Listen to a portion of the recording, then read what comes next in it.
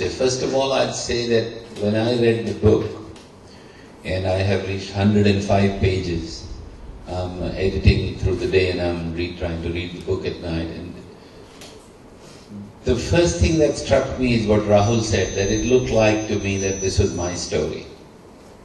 When I read about his mother, I was thinking of my mother, clearly. And when my brother became a little emotional and almost had tears in his eyes, I think he wasn't relating to Rahul Pandita's book as his mother and his family. I think he was thinking of his mother and what happened to us. My mother came here for the premiere of Pandita with a handbag, literally. We were poor then, as I'm now, except that I'm a rich poor man today. I'm a poor man who's rich. That time I was a poor man who was a poor man. I had no money. My mother flew in and then she could not go back. She lived with that handbag literally, and she kept telling my brother that in that almirah there is this and there is that. And then my brother was attacked with a sword, which Rahul doesn't know. And so then my family had to just run away, literally. Leaving the house, and our house then was occupied, as many people. I went to my house 7, 8 years later with almost 12 army people guarding me to look at my home. And then I did take my mother back there, and like we said, there's a documentary you guys can visit. It's called Journey Back Home. It's available, where my mother went home. And the thing I remember, the first thing my mother said when she went into our home was, I forgive, I forgive, I forgive. And that was our culture.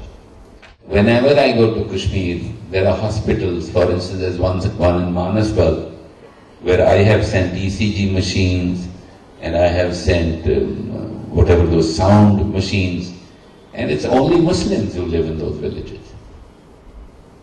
And the only reason I'm saying that, I would never say this, the only reason I'm saying is, this is our culture. I am not saying that those are the people who hit my brother.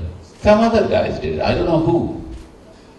I think it's time for all Kashmiris, Muslims and us Pandits. We are Punjabis, by the way, so we are not even Pandits. So all of us together to look at that this tragedy that happened is not just our tragedy. It's also their tragedy. It is everybody's tragedy. To come forward and say, yes, a disaster happened. A culture was ruined.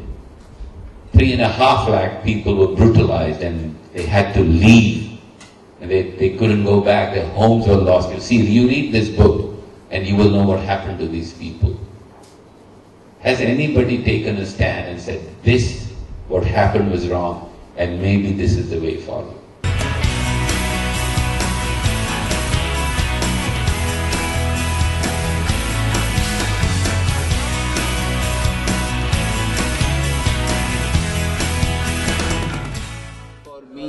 This book is not only Rahul Pandita's story or story of 3.5 Pandits that had to leave. It's also my story. This is exactly what happened to me. My mother came here to attend the premiere of Parinda with a handbag, and she could never go back.